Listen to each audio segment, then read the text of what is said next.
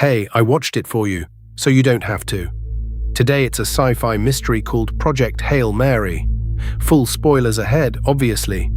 We open as a man wakes up on a spaceship with 2 dead crewmates, no memory of his name, and a computer that keeps quizzing him on basic math to see if his brain still works. It does not yet. He can barely move. Turns out he's been in an induced coma, and his muscles have wasted away. As he wobbles back to life, little flashes of knowledge return. He knows what an electron microscope is. He just has no idea why. He asks the computer who's in charge. The captain, Yao Li Jai, deceased. The other crew member, also deceased. And then, end of manifest, Dr. Ryland Grace. That's him. He's the only one left alive, which is a lonely way to start a Tuesday. He tries to call Houston. The ship has no idea what Houston is. He looks out the window, sees a sun, and figures he's near Neptune. Then the computer tells him the current transmission time to Earth is 11 years, 10 months, and change. That is not Neptune. He puts it together. That sun out there isn't even our sun. He's light years from home, alone, on a one-man science experiment he can't remember signing up for. His memory starts coming back in pieces, and we go back with him to how all this began. On Earth, Ryland Grace is a middle school science teacher. He's good with kids, he dodges awkward questions about parents, and he runs a riveting classroom game called The Beanbag is Lava. Then a student asks him about something called the Petrova line. 2 years earlier, an amateur astronomer named Marina Petrova spotted a streak of infrared light running from the Sun to Venus. A probe found tiny dots out there, and those dots appear to be eating the Sun, dimming it, just a teeny tiny bit. And as the kids cheerfully establish, a small whoop becomes a big whoop fast. Over 30 years, the Earth could cool 10 to 15 degrees. Crops die, the economy free falls, half the planet starves. One kid sums it up: we're all going to die.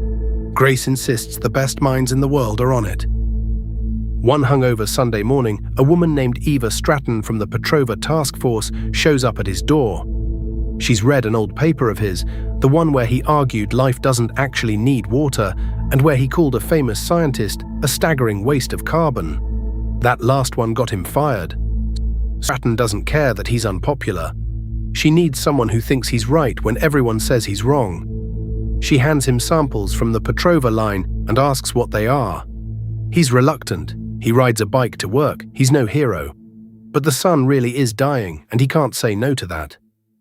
He analyzes the sample in an argon-filled room. They cheerfully admit they'd prefer he not die, which is comforting. He runs it through the whole light spectrum and discovers it's a single alien cell, made almost entirely of water, which means his one big controversial idea was wrong. He's thrilled anyway.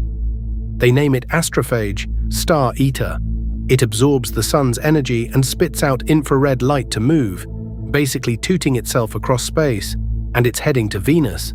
Grace proves why. He builds a fake Venus out of a plywood box that emits Venus's CO2 frequency, and the astrophage chase it. They breed there. Grace is now hooked, and he asks Stratton to join the project for good. She grants him top-secret clearance to Project Hail Mary, and drops the real bombshell. The sun isn't the only dying star. There's a whole pattern of infection star to star, except one. Tau Ceti, 11.9 light-years away, sits in the infected cluster and stays perfectly healthy. Nobody knows why Tau Ceti is immune, so they're building an interstellar ship to go find out. The ship isn't the hard part, powering it is. The fix? Use astrophage itself as fuel. Grace's job is to figure out how to make about 2 million kilograms of the stuff, which is enough to vaporize California if you sneeze wrong. So now Grace lives on a boat in the middle of the ocean, just in case. And here's the catch: there won't be enough fuel for a round trip. The astronauts go to Tau Ceti, send their findings home by probe, and then die in space. Stratton lists the infinite ways it could fail, then notes the alternative is watching everything on Earth go extinct. So, they only need 3 crew, a pilot, an engineer, and a scientist. Back in the present, Grace pieces this together from photos of his dead crewmates. Commander Yao and Ilyukna, talking to them like old friends, apologizing that he can't remember them, promising to do his best. It's quietly heartbreaking, and then it's time to work. The ship reaches its destination and starts orbiting Tau Ceti. Grace, who keeps insisting he's not a pilot, discovers the star has its own Petrova line, but it isn't dimming. Then the computer detects something nearby, a blip, another object, and it's also broadcasting a pilot signal. Grace tries to investigate, fumbles a spacewalk, and basically flails around in zero gravity. To even study astrophage properly, he needs gravity, so the ship spins up a centrifuge, which, fun fact he insists on sharing, is also how they made butter during the Civil War. Then, mid-experiment, the computer announces a foreign presence on board. That other ship belongs to an alien, a roughly spider-shaped creature Grace nicknames Rocky because he looks like a giant rock. Rocky breathes ammonia, can't survive Grace's air, and sees the world through sound by tapping. But Rocky's a brilliant engineer, and he's friendly. He even builds Grace a little welcome present. Here's the kicker. Rocky's star is dying too. Same astrophage problem, same impossible mission. They're two desperate science nerds from different solar systems with the exact same homework. So they decide to team up and learn to talk, starting naturally with math, because somebody promised that's the universal language. Slowly they invent a shared language. Grace records Rocky's musical chiming notes and builds a translator, even auditioning a Meryl Streep voice for the computer before settling on something simpler. Rocky learns words like astrophage, which they both agree is bad, and the two of them genuinely become friends. Grace learns Rocky came here with 23 crewmates, and all of them died on the way, leaving Rocky alone, just like Grace. Grace works out why: radiation. Rocky's astrophage fuel shielded only Rocky from it, so everyone else got sick. It wasn't anything Rocky could have prevented. Together, though, they're clever enough to make real progress. Rocky moves into the Hail Mary, builds himself a tunnel through the ship out of a super-strong material Grace dubs xenonite, and the two settle into a genuinely funny odd couple routine. Rocky is bossy. Grace narrates his complaints like a man trapped with a tiny, brilliant roommate who tells him what, why, how, and when to do everything. We also flash back to Grace's astronaut training, where he meets the doomed crew and learns the grim plan.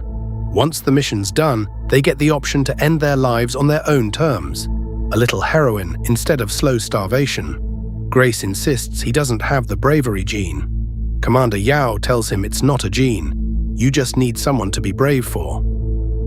Back in space, the friendship deepens. Rocky shows Grace how his species sleeps, totally paralyzed, so somebody has to watch over you. So they end up watching each other sleep, which Grace finds only slightly weird.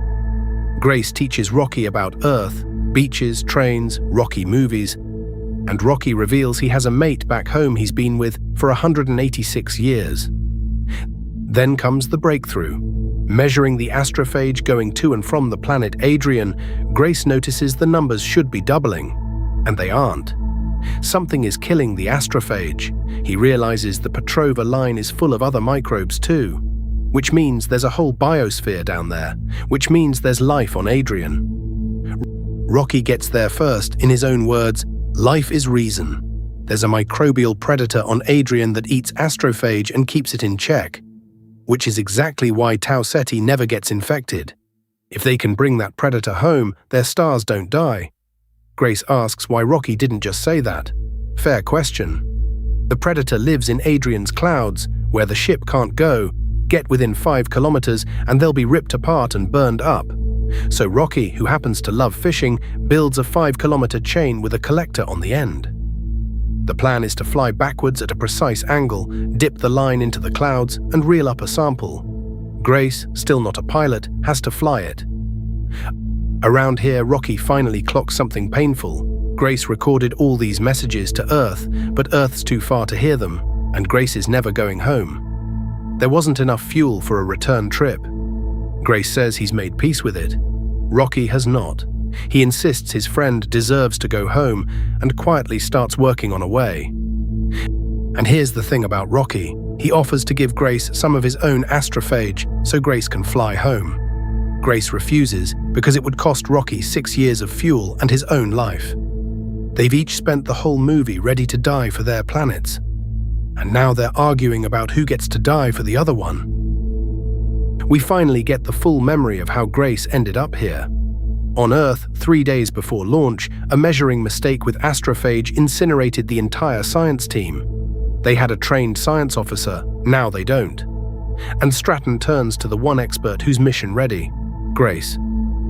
Grace says no, he's not an astronaut, he's never done a spacewalk, he gets sick in elevators, and he flatly tells Stratton some people are failures. She points out that if he stays, he dies in 30 years anyway, with everyone else. He asks for time to think. She gives him 3 hours. He still refuses, so Stratton doesn't talk him into it. She has him sedated and shoved into the coma pod against his will, telling him this isn't betrayal, it's her believing in him. It sure looks like betrayal. That's why he woke up with no memory. He was the coward who got drafted, and the trauma scrubbed his brain clean. Back in the present, the science actually works. Grace breeds the Adrian predator, he calls it tau-amoeba, but discovers nitrogen kills it, so he engineers a nitrogen-resistant strain using Rocky's xenonite breeder tanks. 2 very cool dudes, one custom-built astrophage killer. The plan to save 2 solar systems is basically done. And then the twist that nearly ruins everything. The tau-amoeba evolves to eat through xenonite because they bred it inside xenonite tanks. Grace stops it before it devours all his fuel, but Rocky's entire ship is made of xenonite. The Predator is already in Rocky's fuel lines, and Rocky won't be able to patch the leak because the leak is the whole ship. Rocky will lose his fuel, his life support will fail, and the radiation will give him a slow, painful death. And Grace faces the choice the whole movie's been building to. He can finally go home to Earth, or he can turn around and save Rocky. He can't do both. He chooses Rocky. Grace records a final goodbye for Earth, sends home the detailed logs and enough tau-amoeba to grow their own farm, the thing that saves humanity, and then he turns the Hail Mary around to chase down his dying friend.